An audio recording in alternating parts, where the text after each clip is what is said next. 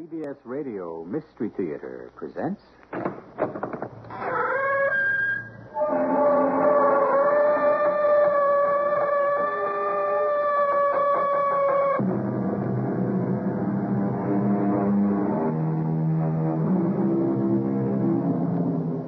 Come in. Welcome. I'm E.G. Marshall. We are told that it is useful, even vital, to plan ahead. And it sounds and seems reasonable enough. However, there are philosophers who tell us that man proposes while God disposes, and that the best laid plans of mice and men gang after gley. So, what's to be done? How shall we live? I suppose I might answer, as best we can. But that's begging the question, isn't it? Maribel, what are you doing here? I came here to ask you a question, Miss Russell. But you're dead. Yes, ma'am. That's why it's so important. Miss Russell, tell me why you killed me. Me? I didn't kill you. You died in an accident. Why did you kill me? An automobile accident. I wasn't even there. Why did you kill me?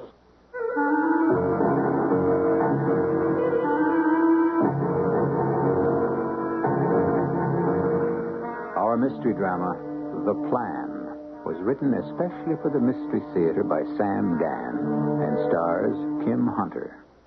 It is sponsored in part by X-Lax and True Value Hardware Stores. I'll be back shortly with Act One.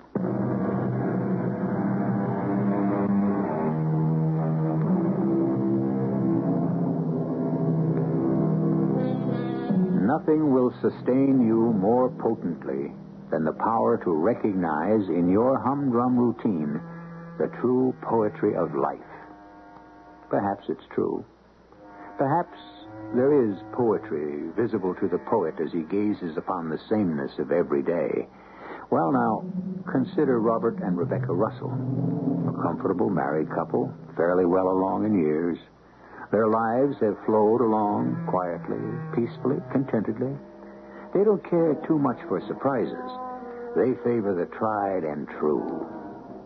They will never set the world on fire, but should that be held against them? Is something wrong, Robert? Well, the egg. It isn't 3 minutes. It isn't? But I did set the timer for 3 minutes exactly. You set the timer? Well, yes, Robert. But where's Maribel? Maribel hasn't arrived yet. She hasn't.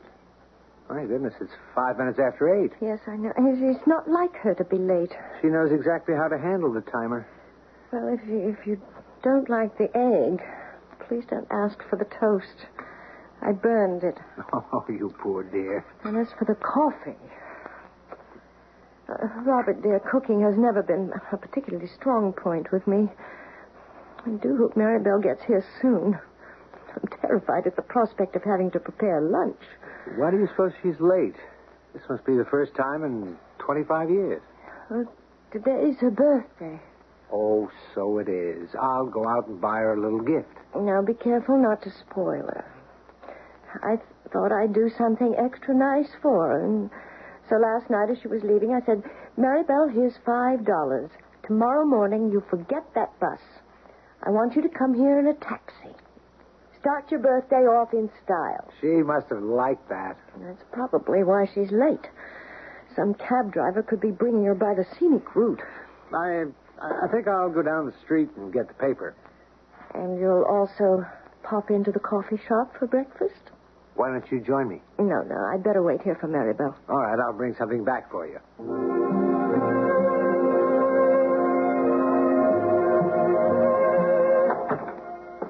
Rebecca? I'm in the kitchen. I have a container of coffee for you. I can use that. Maribel isn't here? No, not yet, and it's 9:30. Something must have happened. She would have called. But have you tried her place? Yes, there wasn't any answer. Well, then I don't know what to make of it. I'll try again. Could she have overslept? No. She has a built-in alarm clock, that one. Now, look, I'm sure there's a perfectly reasonable explanation. Well, I would think so. No answer? I didn't expect there would be. I'm worried. Oh, you see, there she is now. Oh, she never rings the bell. She has a key. Well, I'd better answer it, I guess. Oh, what can I do for you? I'm Officer Ullman of the North Precinct. Yes, officer. Do you want to come in? Is this the Russell home? Yes. I'm Robert Russell, and this is my wife, Rebecca. You employed a domestic by the name of Maribel Spencer? You said employed. Is something wrong? Yes. You're trying to break something gently, officer. Is it what I think it is? Yes. Oh. You'd better sit down, my dear. Oh. There was a card in a purse. It said, in case of emergency, notify Mrs. Robert Russell, 310 Wallace. How did it happen? It's one of those freak accidents. Yes? She was in a cab. It was coming up Garfield Avenue. That's just a couple of blocks from here. I know where it is. Thing like that doesn't happen once in 100 years. You got this crew. They're going to hoist a safe up into one of those new buildings on Garfield. It's just a couple of blocks from here. Yes, officer. I know where it is. Well, they got the thing in the sling, and the block and tackle is all rigged up, you know. They're lifting it in the air up alongside the building. Well, it's maybe 7, 8 stories high, you see. Are you trying to tell us that... Yeah, the cable snapped. Just broke, and this great big steel safe must have weighed more than 1,000 pounds. Maybe comes plunging down into the street. Oh, no. Yeah, just as this cab is coming by. Oh, my. And the safe, well, hits the cab, and, that's about it. She's dead. Well, yes, ma'am, I thought we understood that going in. She's dead. The driver's dead. The cab was demolished. Robert, I don't think I feel very, very well. Now, go inside and lie down for a bit. Officer, thank you for letting us know. Yeah. Oh, there's just one more thing. Yes? Yeah, she has to be identified. It has to be made official, and since you're the one that's supposed to be told, then you're the one that has to, Go down to the morgue. Yeah. Well, I thought you understood that. Do I have to go now? Well, ma'am, the sooner the better, if you don't mind. Now, ma'am, the attendant's gonna roll out this, it's kind of a table, and you just look. Go ahead, Julius. Oh. Ms. Russell? Yes. Maribel? You're positive? Yes. Well, I'm sorry to have to keep asking, but it's important for us not to make a mistake. Important? Don't. You're satisfied it's Maribel Spencer? Satisfied. Yes, I'm satisfied it's Maribel Spencer. Okay, Julius, it's a definite. Well, now, Miss Russell, it's over. It's all over.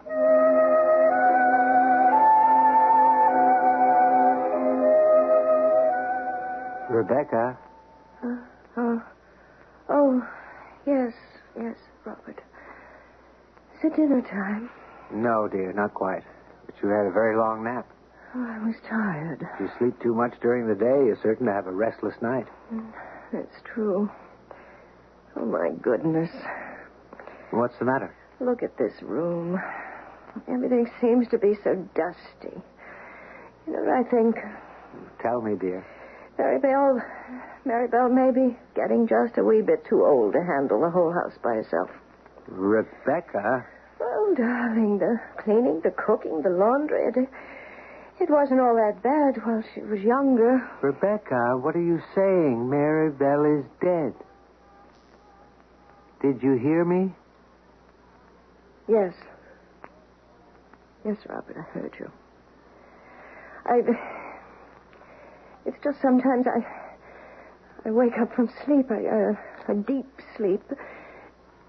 Weren't you the one that said when we sleep we're in another world? Yes, dear, but that was just sort of a literary... But I believe it. I believe we are in another world while we sleep. And sometimes when you wake up suddenly and you haven't quite left that one and you haven't quite returned to this one. Do you understand? I think so. So you're betwixt and between both worlds. You've left the fantasy of the one, but you're not quite inside the reality of the other. And at a time like that, I just keep forgetting that Maribel is gone. You see, Robert? Rebecca, you will have to accept the fact that Maribel is dead. I've accepted it. But you haven't. I've just admitted it. Every morning at 7:30, you keep looking at the door. Why? I'm not aware that You keep listening for Maribel's key to turn in the lock. You keep waiting for Maribel to walk into the house. That isn't so. It is so, my darling. That's why I keep saying you haven't accepted the fact that Maribel is dead. Oh, Robert, I know she's dead. Well, then why don't we hire another maid? Another maid like Maribel? Never. They just don't exist. I know we'll never get another Maribel. I mean, just another maid. You can't run this house by yourself. Now, there are various employment agencies. I know, Robert, I know. First thing tomorrow morning. You've been saying that every day for the past 3 weeks. It's all part of what I've been saying. You refuse to accept the fact that Maribel is dead. Now, why? Can't you tell me why? No. But does that mean you refuse to tell me? Or does it mean you don't know yourself? Oh, Robert, I'm tired. I'm so tired. I just want to have a little nap. But that won't do you any good, darling. You can't escape into sleep. You'll have to face up to it. Please, Robert, I will. I just want to close my eyes for a little.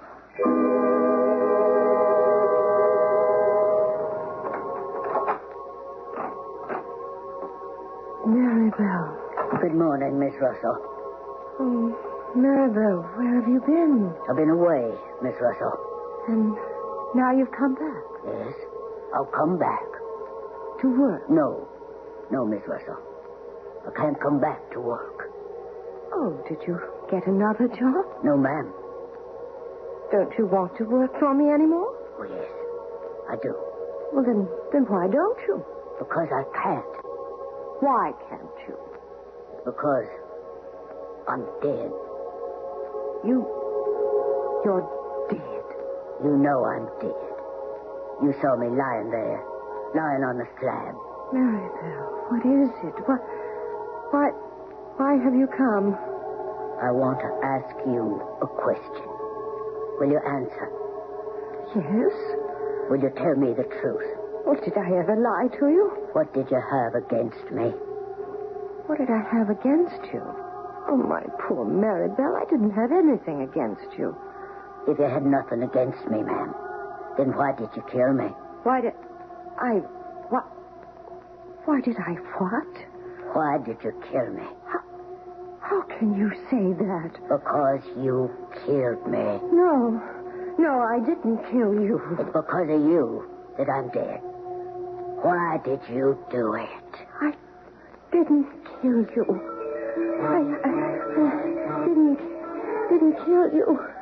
Didn't kill you. My darling, I wake didn't up, kill wake you. up. You're having a terrible I dream. didn't kill you. Oh. Of course you didn't.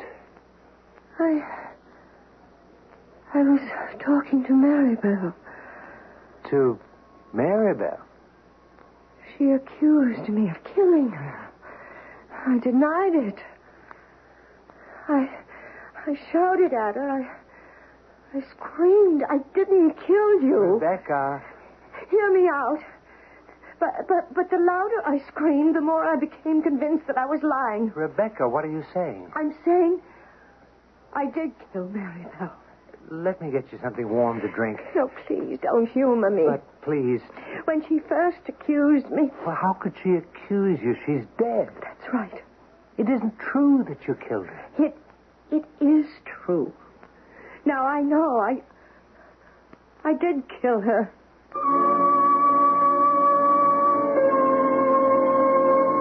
Why should she say that? We were told exactly in great detail the facts in Maribel Spencer's death. And yet Rebecca is convinced that she is to blame. To show you how exquisitely fair we play, the reason for Rebecca's belief has already been presented. Do you know what it is? Well, I'm not going to say another word until I return with Act Two.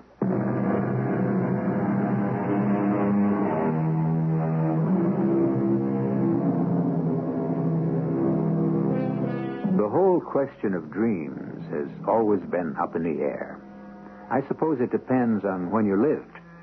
Today, a man who is out of touch with reality is called a dreamer. But in ancient times, men looked deeply into their dreams in order to find the reality of their lives.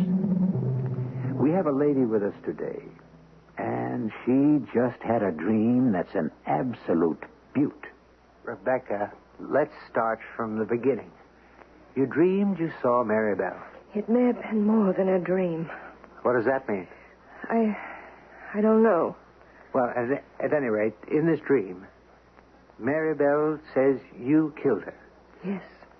But Maribel was killed in an unfortunate accident while riding in a taxi cab some 6 or 7 blocks from here. That's been established. Yes, Robert. Then her accusation that you killed her simply does not hold water. It may not hold water, but it does hold the truth. Just ask yourself, Robert, what was she doing in that taxi? Well, she was coming here to work. Why was she in a taxi? Because you'd given her the money to ride in one. And don't you see it? See what? Every working day for 25 years, she had come here by bus. The number 16 bus, door to door. Then because, and only because, I gave her the money. Oh, no. We can't have any of that. Any of what? Any of that misplaced guilt. Misplaced. Unfounded. At 5 minutes to 7 each morning, Maribel Spencer would catch the number 16 bus in front of a tenement. It would leave her here at the corner at exactly 25 after. Is that a fact? None of this has anything to do Had with... she made her bus as usual, she would have arrived here safe and on time as usual. Rebecca, we cannot control fate. That isn't true. I controlled her fate. No, not intentionally. Not consciously. Yes, consciously. You caused that cable in the hoist to snap? You were the one responsible for the safe falling? But I placed her inside that cab. But it wasn't deliberate. It was. I ordered her to take one. Darling, you speak as if you'd done something terrible. I did. But it wasn't intentional. The results are the same. She's dead. It was an act of kindness. Was it? I don't know. How can you not know? The day before she'd finished about the house, she was ready to leave, and she said to me... I remember she said to me... Miss Russell. What is it, Maribel? Might I have the day off tomorrow? Oh. Is there any special reason? Oh, yes, ma'am. It's my birthday. Oh. Well, I wish you'd notified me sooner. Oh, if it isn't convenient, Well, it's just that I had... Ma'am, forget I asked. But it's your birthday. I had lots of birthdays.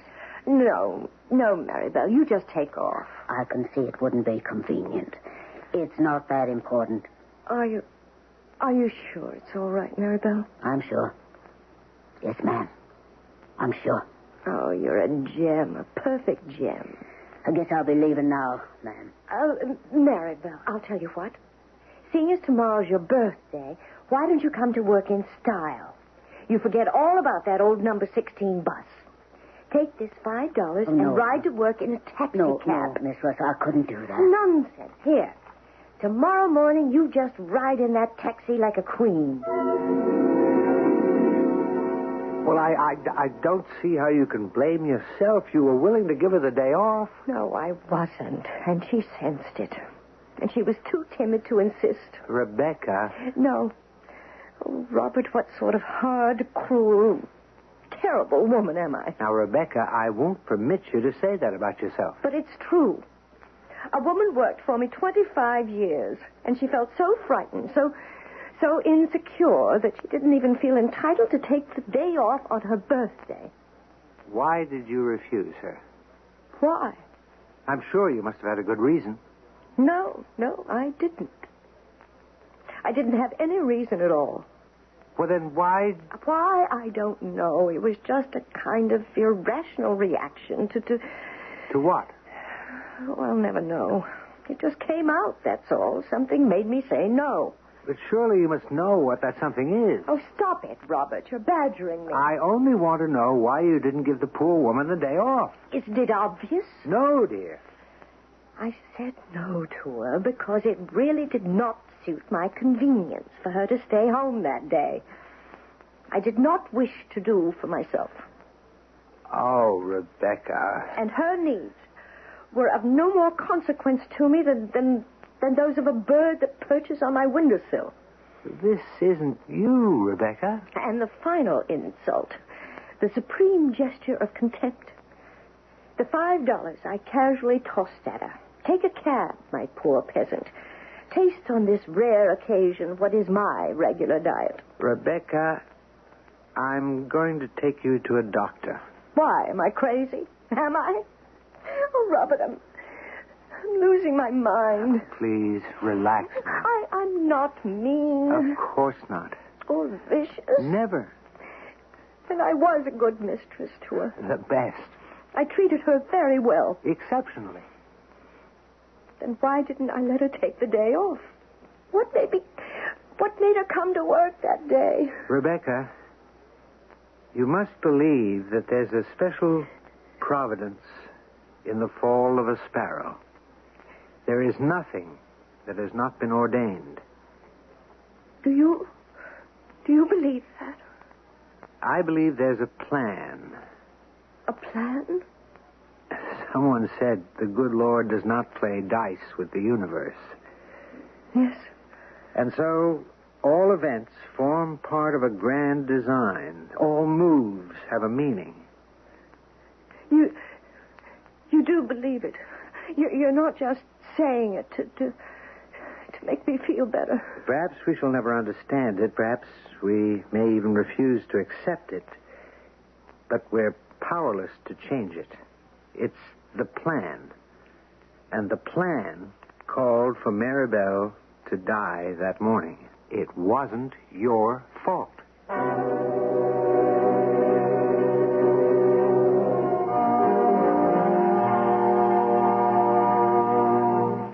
And now for a follow-up on the news. Who will ever forget that freak accident about a month ago in which a huge steel safe fell some 7 stories right on a passing taxi? It killed the passenger, Miss Mary Bell Spencer, and the driver, Tom Horvath. The Faulkner Rigging Company is being investigated to see if there is a basis for negligence.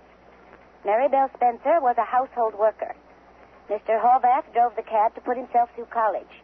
He was an honor student and taking an advanced degree in chemistry. Stay tuned for another follow-up of the news on the half hour. Tom Horvath. Darling, please, you'll have to forget this whole business. I try, Robert, but I can't. It wasn't your fault. You keep saying that, and I keep trying to believe it. Horvath. Tom Horvath. He drove the cab. I saw his picture in the paper. A bright, handsome boy. I tell you what, let's go out in the fresh air. A walk will do you a world of good. No, you go, dear. I'm tired right now. Darling, try to put it out of your mind.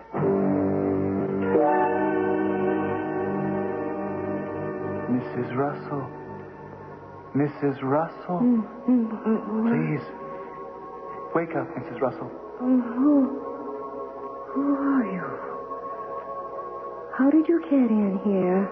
I don't know how I got in here, but I do know who I am. Who are you? What do you want? I'll scream for the police. There's nothing the police can do to me. Why? Because I'm dead. Who are you? You know who I am. Tom Horvath. Thomas Jefferson Horvath. I'm dreaming. Does that make any difference? What do you want? I want to know something. Yes. I want the truth. I have the right to know the truth. Why did you kill me? You have no right to say that I killed you. It's because of you that I'm dead. No. A lady got into my cab that morning.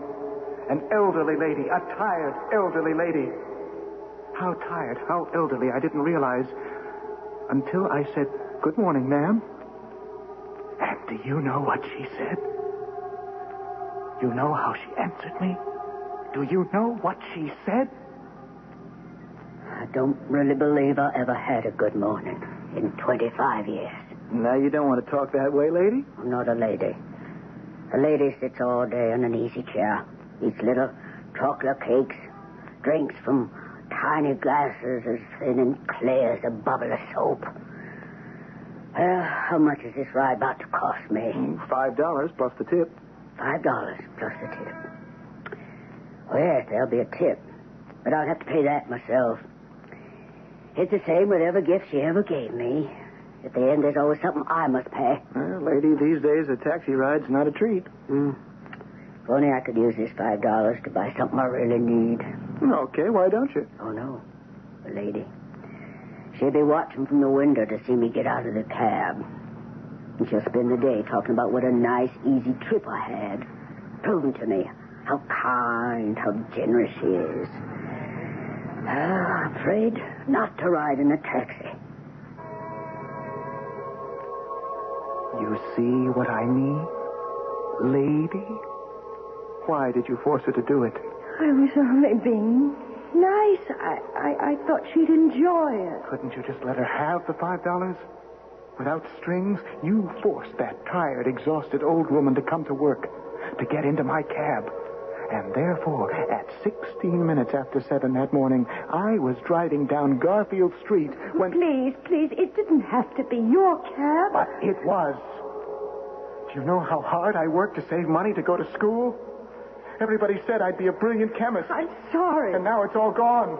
All because of your vanity. I said I was sorry. What could I have done? You could have been a truly kind, generous woman.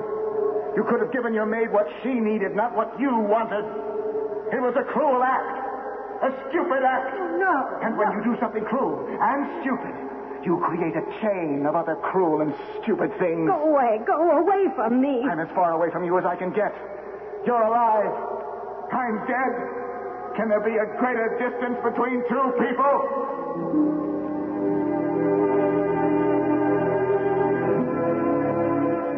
That all depends. What is the distance between life and death? How far must we travel? How long must it take to go from one to the other? That, I'm afraid, I cannot answer. However, I can say in all certainty that you won't have to travel anywhere at all or wait more than a very few minutes for me to return with Act 3.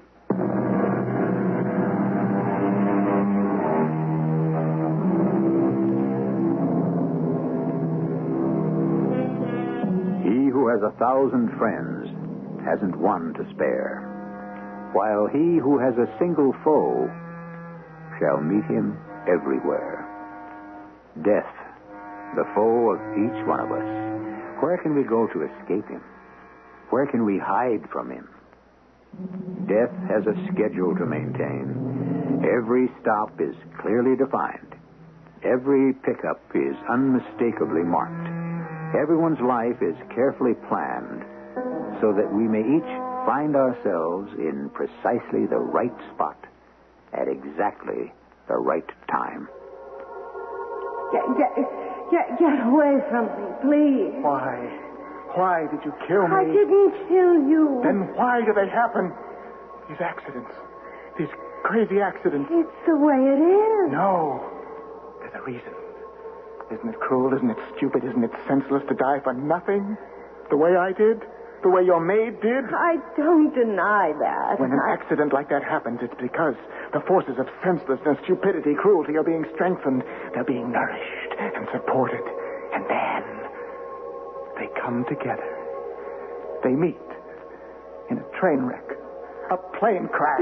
Please, no more, no more. You helped feed these forces of evil. How? What did I do? You put your maid in my taxi. I thought I was being good to her. Did you? Did you really? Rebecca. Oh, good. You're awake.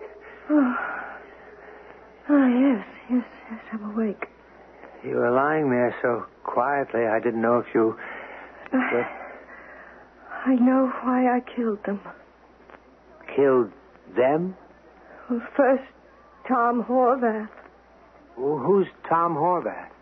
the cab driver. Oh, And, of course, Maribel. For 25 years, I've been your pretty little doll.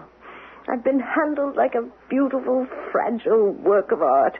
well, darling, was that wrong of me? Yes. To shield you from the coarse and terrible realities of the world, was that wrong? Yes. I was to be admired, appreciated, and enjoyed. Kept in a safe and protected place on the shelf. But you're a lady. And I've been coddled and spoiled. I've been spared the agony of life. I love you. I want your life to be easy. And meaningless? My maid was killed. And so was an innocent young cab driver. I ask you why. And what do you tell me? Some nonsense, some science fiction mumbo-jumbo about some master plan that determines the fate of the world. It isn't mumbo-jumbo. There is a plan. And it called for both Maribel and Tom Horvath to die that morning? The plan calls for thousands of people to die every morning. We're only aware of the ones who have affected our own lives. No. Tom Horvath told me something else. Who? Tom Horvath. But how... He had no reason to spare my feelings. And so he told me the truth. Which is? When you do something stupid or senseless or cruel, you aid in the creation of an event that is stupid and senseless and cruel. Like that accident. Rebecca, you're not well. I'm not your fragile little doll anymore. I know why 2 people were killed in that accident. We can never know. Don't talk to me about some mysterious, inscrutable plan. The entire accident was surrounded by stupidity and carelessness and cruelty, including mine. All right. All right. Let us say you can use those words about your own conduct. Who else besides you helped to bring about that accident? I'm going to find out.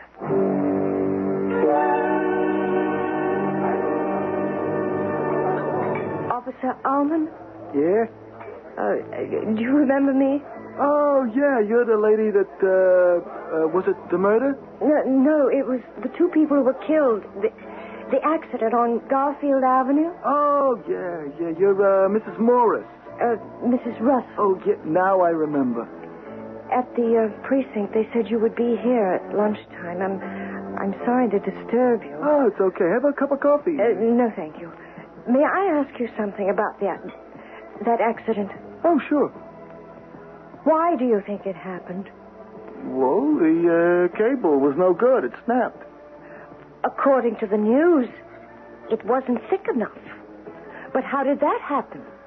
Well, I can tell you. But the reason I do is because you got an interest in the case. See, we're close to an arrest. Those guys are going to be picked up today. Which guys? A whole clique of guys who worked in the warehouse. They've been stealing cable and selling it on their own, you see. Well, a legit order comes in for so many feet of such and such gauge. You follow this? Yes. Well, maybe that's the kind they've been stealing. They're out of it, so they send some other gauge that looks to be just about the same, but it isn't. And that's why it snapped? Yes, ma'am. Shouldn't someone have noticed? I don't know. You're talking about fractions of inches. Well, the boss of the crew that was raising the safe. What do you want from him? He was only doing his job. Was he? Well, Thank you. Thank you for taking time away from your lunch to talk with me. Goodbye, Officer Ullman. Goodbye, Mrs. Morris. Mrs. Russell. Oh, I don't suppose it matters.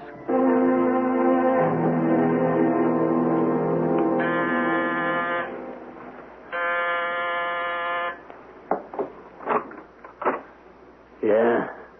Are you Joseph Bessemer? Yeah. Known as Big Joe Bessemer? So? May I ask you a question? Look, lady, what are you selling? I'm not selling anything. I just wish everybody would quit ringing that bell. Mr. Bessemer. Don't call me mister. Why shouldn't I call you Mister? Because I'm a bum. I'm nothing but a drunken bum. You understand that? I must ask you a question. Well, ask. I'm afraid to. I'm afraid of you. Ask. That's what you come here for. Look over my arm. Ask. You're hurting my arm. Ask. Why didn't you notice it was the wrong cable? You want to come inside?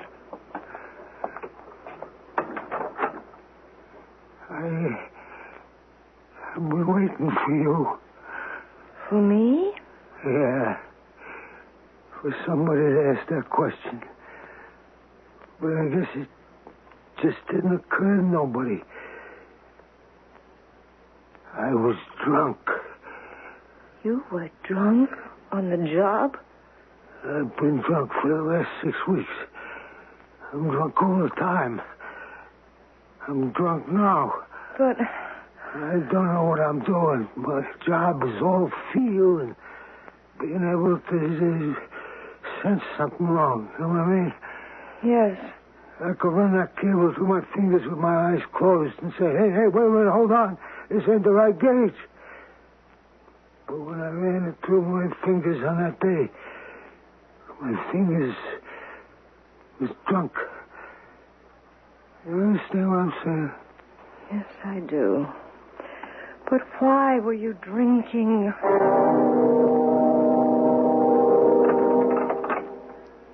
Rebecca, Yes, Robert. I don't understand.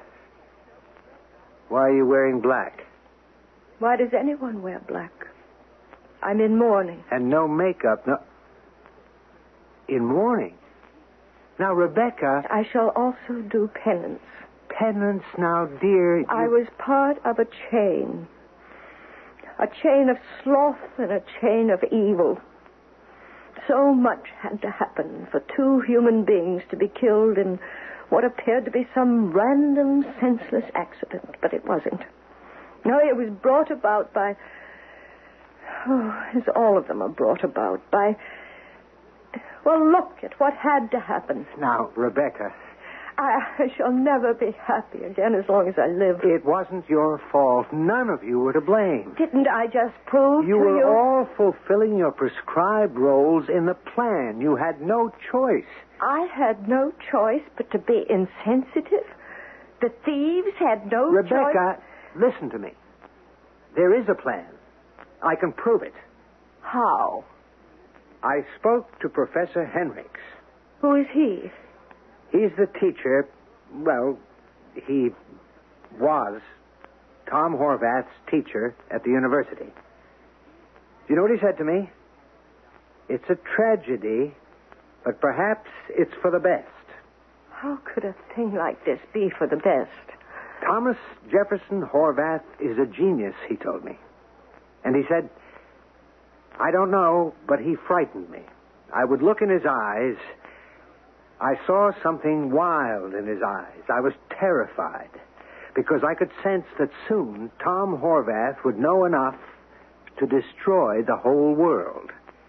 And if the world should happen to displease him, he would do it. He had that wild look in his eyes.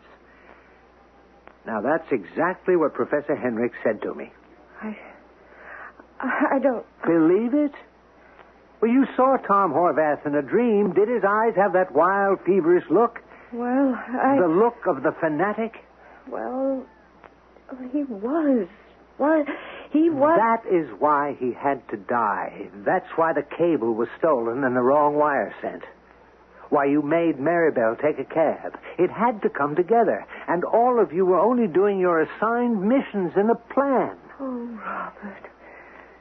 Do you think so? Would you rather construct some far-fetched, melodramatic interpretation about how you were a selfish, insensitive, cruel mistress and be miserable for the rest of your life? Oh, Rebecca, what's happened to your common sense? I was good to her. I may have been strict, but I was fair. Of course.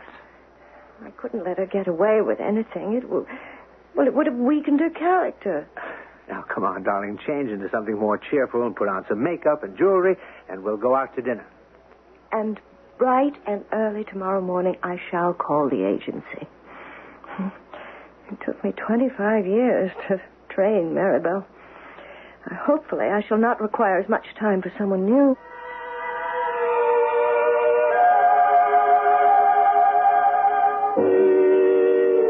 I don't know how much time it took.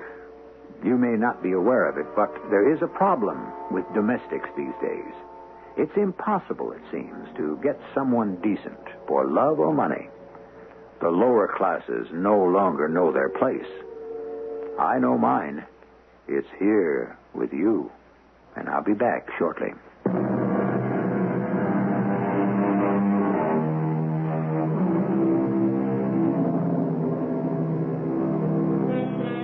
The bad things that happen, why do they happen? Is there a scale with good on one side and evil on the other? Is each evil act placed on the side of evil and each good on the side of good? And then, is it a question of which side fills up first and tips over of its own weight? Or is there a plan which simply subtracts evil and good from all consideration of morality and reduces them to mere integers in an equation? Our cast included Kim Hunter, Robert Dryden, Russell Horton, and Evie Juster. The entire production was under the direction of Hyman Brown. And now, a preview of our next tale. First time she came, she wanted a reading. And then she got into the spook stuff. You know, wanted to talk to her husband across the great beyond, ask his advice what to do with all her millions. Oh, fine. What's the harm to make some poor lady happy? I let her talk to him. And tell her what to do? Well, sure. Like I say, it's all pipe dreams anyway. I mean, to hear her talk, they don't print anything under a C note. Till she hands out my fee. Then she has to scrabble through her purse for change. I don't think I'd mind being crazy if I felt as rich as she does. Candy, I got a big fat surprise for you. She may be nuts, but she is as rich as she thinks she is. Susie? Mrs. Hartley Loring. Hey, Candy, baby, like I said. Huh? I got this hunch if we play our cards right, you and me are going to end up richer than you ever dreamed. Radio Mystery Theater was sponsored in part by Buick Motor Division and ARM, Allergy Relief Medicine. This is E.G. Marshall inviting you to return to our Mystery Theater for another adventure in the macabre. Until next time, pleasant dreams.